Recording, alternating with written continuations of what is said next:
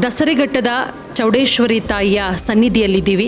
ಈಗ ತಾನೇ ನೋಡಿದ್ವಿ ಇಲ್ಲಿಯ ಅದ್ಭುತ ಪವಾಡ ಏನಪ್ಪ ಅಂತ ಹೇಳಿದ್ರೆ, ಚೌಡೇಶ್ವರಿ ತಾಯಿ ತಮ್ಮ ಕೆಲಸ ಆಗುತ್ತಾ ಇಲ್ವಾ ಅನ್ನೋದನ್ನು ಕಳಶದ ಮುಖಾಂತರ ಬರೆಯೋದ್ರ ಮುಖಾಂತರ ಬರುವಂಥ ಭಕ್ತಾದಿಗಳಿಗೆ ದಾರಿ ತೋರಿಸ್ಕೊಡ್ತಾರೆ. ಈಗ ನಮ್ಮ ಜೊತೆಗೆ ದೇವಿಯ ಪರಮ ಭಕ್ತೆ ನಮ್ಮ ಜೊತೆಗಿದ್ದಾರೆ. ಮೇಡಮ್, ನಿಮ್ಮ ಹೆಸರು? ನಾನು ಗೀತಾ ಜೈಶಂಕರ್ ಅಂತ, ದೂರದರ್ಶನಲ್ಲಿ ವಾರ್ತಾವಾರ್ಚಿಕೆಯ ಕೆಲಸ ಮಾಡ್ತಿದ್ದೀನಿ, ಹಾಗೆ ಆಕಾಶವಾಣಿಯಲ್ಲೂ ಕೂಡ.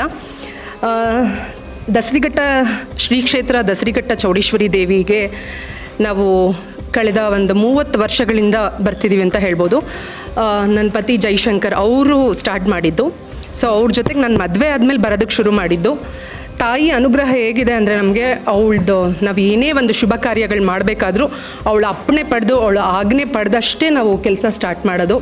ನಮ್ಮ ಬಾಲಗಂಗಾಧರ ಸ್ವಾಮೀಜಿ ಅವರು ಮತ್ತು ಇವಾಗ ಶ್ರೀ ನಿರ್ಮಲಾನಂದನಾಥ ಸ್ವಾಮೀಜಿ ಅವರು ಈ ಕ್ಷೇತ್ರನ ನಡೆಸ್ಕೊಂಡು ಹೋಗ್ತಿರೋದು.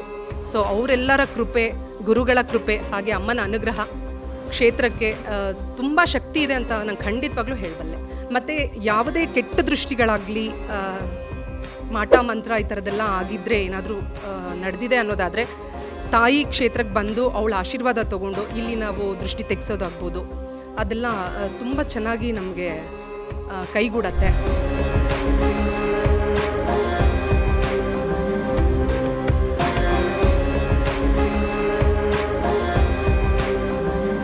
ಸೊ ಯಾವುದೇ ಕೆಟ್ಟ ದೃಷ್ಟಿ ಇಲ್ದಂಗೆ ಇಷ್ಟುವರೆಗೂ ನಡೆಸ್ಕೊಳ್ತಾ ಬಂದಿದ್ದಾಳೆ ದೇವಿ. ಇಲ್ಲಿ ನಾವು ಬೇರೆ ಬೇರೆ ದೇವಸ್ಥಾನಗಳಲ್ಲಿ ತಾಯಿ ಹತ್ರ ಹೂ ಕೇಳ್ತೀವಿ, ಬೇರೆ ಬೇರೆ ರೀತಿಯಲ್ಲಿ ಪ್ರಸಾದ ಕೇಳೋದ್ರ ಮುಖಾಂತರ ನಮ್ಮ ಕೆಲಸ ಆಗುತ್ತಾ ಇಲ್ವಾ ಅನ್ನೋದನ್ನು ನಾವು ತಿಳ್ಕೊತೀವಿ. ಇಲ್ಲಿ ಬಹಳ ಅತ್ಯದ್ಭುತ ಏನಪ್ಪ ಅಂತ ಹೇಳಿದ್ರೆ, ಹಸಿಟಿನ ಮೇಲೆ ಕಳಶದಲ್ಲಿ ಬರೀತಾಳೆ ತಾಯಿ ಕೆಲಸ ಆಗುತ್ತಾ ಇಲ್ವಾ ಅಂತ ಹೇಳಿ. ಮತ್ತು ನಾನು ಕೇಳಿರೋ ಮಟ್ಟಿಗೆ ಬರೀ ಕನ್ನಡದಷ್ಟೇ ಅಲ್ಲ, ಬರೀ ಕನ್ನಡಿಗರಷ್ಟೇ ಅಲ್ಲ, ಬೇರೆ ಬೇರೆ ಭಾಷೆಯವರು ಬಂದರೂ ಕೂಡ ಅವರದ್ದೇ ಆದಂತಹ ಭಾಷೆಯಲ್ಲಿ ತಾಯಿ ಕೆಲಸ ಆಗುತ್ತಾ ಇಲ್ವಾ ಅಂತ ತಿಳಿಸ್ಕೊಡೋದೇ ಈ ತಾಯಿಯ ಮಹಿಮೆ ಅಂತ. ಇದ್ರ ಬಗ್ಗೆ ಏನು ಹೇಳ್ತೀರಾ?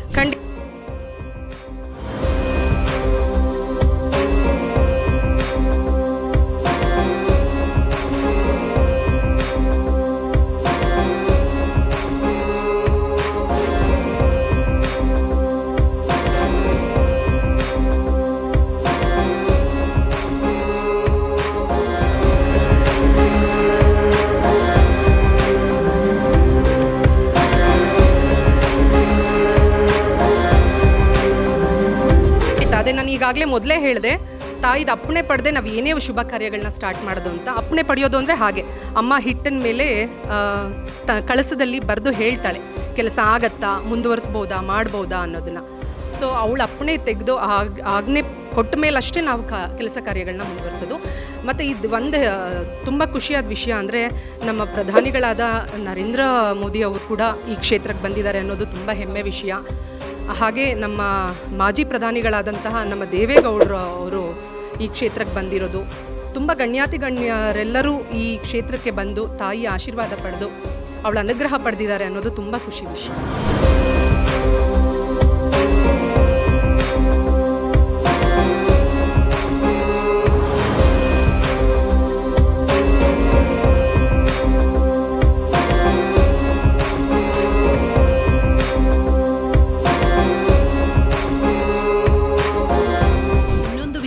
ನಾವು ಕೇಳ್ಪಟ್ಟಿರೋ ಮಟ್ಟಿಗೆ ನಮ್ಮ ಮಾನ್ಯ ಪ್ರಧಾನಮಂತ್ರಿಗಳಾದಂತಹ ನರೇಂದ್ರ ಮೋದಿಯವರು 2013ರಲ್ಲಿ ನೀವು ಪ್ರಧಾನಿ ಆಗ್ತೀರಾ ಅಂತಲೇ ಈ ತಾಯಿ ನುಡಿದಿದ್ದು, ಅದೇ ರೀತಿ ಆಗಿದೆ ಈ ರೀತಿಯ ಘಟನೆಗಳು. ಅದರ ಜೊತೆಗೆ ನಮ್ಮ ಪುನೀತ್ ರಾಜ್ಕುಮಾರ್ ಅವರನ್ನ ಹೆಸರು ಬದಲಾವಣೆ ಮಾಡಿದ್ದು, ಲೋಹಿತ್ ಅನ್ನುವಂಥ ಹೆಸರನ್ನು ಪುನೀತ್ ಅಂತ ಬದಲಾವಣೆ ಮಾಡಿದ್ದಿರಬಹುದು.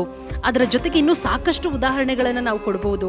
ಇನ್ನು ರಾಘವೇಂದ್ರ ರಾಜ್ಕುಮಾರ್ ಅವರಿಗೆ ತೀವ್ರ ಅನಾರೋಗ್ಯದ ಸಂದರ್ಭದಲ್ಲಿ, ಅವರು ಬದುಕೋದೇ ಇಲ್ಲ ಅಂತ ಹೇಳಿದಂತಹ ಸಂದರ್ಭದಲ್ಲಿ, ತುಂಬ ಹಾಸ್ಪಿಟಲ್ಗಳಿಗೆ ಅಲ್ದಾಡಿದಂತಹ ಸಂದರ್ಭದಲ್ಲಿ ಈ ತಾಯಿ ಹತ್ರ ಬಂದು ನಮ್ಮ ಅಣ್ಣವರು, ಅದರ ಜೊತೆಗೆ ಪಾರ್ವತಮ್ಮ ಇಬ್ಬರು ಕೂಡ ಕೇಳ್ಕೊಂಡ್ರಂತೆ, ನಾನು ಅಮೇರಿಕದಲ್ಲಿ ಹೋಗಿ ಆಪರೇಷನ್ ಮಾಡಿಸ್ತಾ ಇದ್ದೀನಿ, ಅದು ಸಕ್ಸಸ್ ಆಗುತ್ತಾ ಅಂದಾಗ, ಇಲ್ಲ ನೀನು ಹೋಗಿ ಮಾಡಿಸು, ನಾನು ಬದುಕಿಸ್ಕೊಡ್ತೀನಿ ಅಂತ ಹೇಳಿ ಇವತ್ತಿಗೂ ಕೂಡ ಆರೋಗ್ಯವಾಗಿ ನಮ್ಮ ಜೊತೆಗಿದ್ದಾರೆ.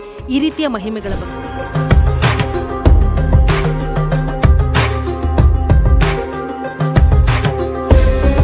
ಅಣ್ಣವರು ನೀವು ಹೇಳ್ದಾಗೆ ಡಾಕ್ಟರ್ ರಾಜ್ಕುಮಾರ್ ಕುಟುಂಬದವರು ಕೂಡ ಈ ಕ್ಷೇತ್ರಕ್ಕೆ ಬಂದು ಅಮ್ಮನ ಆಜ್ಞೆ ಪಡೆದು ಹೋಗಿರೋದು ಒಂದು ವಿಶೇಷ. ಇಲ್ಲೂ ಕೂಡ ನೀವು ಹೇಳಿದ್ದು ಇವಾಗ ಏನು ಹೇಳಿದ್ರು ಅಷ್ಟು ಸಹ ಇದು ಸತ್ಯ ಹೌದು.